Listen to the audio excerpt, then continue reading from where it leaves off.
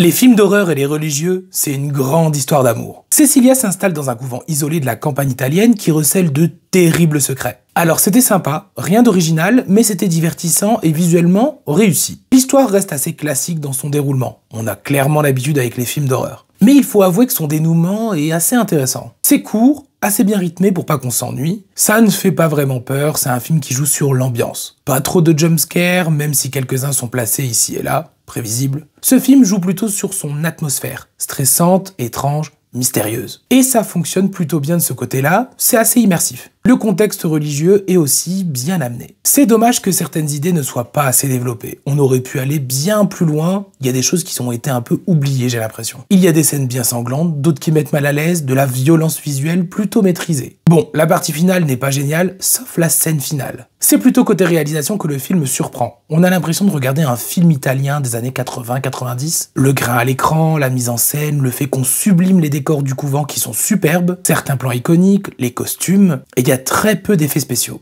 Niveau son, beaucoup de moments silencieux, les musiques sont discrètes, franchement ça marche bien. Visuellement et au niveau sonore, rien à dire. Le casting est tout aussi bon, Sydney Sweeney est très convaincante. Le reste du casting est plutôt bon. On les voit juste pas assez, je trouve. Le fait que la plupart des personnages parlent italien renforce encore plus l'immersion. En tout cas en VO, parce qu'après en VF, je sais pas du tout s'ils parlent italien et anglais ou juste français pour le tout.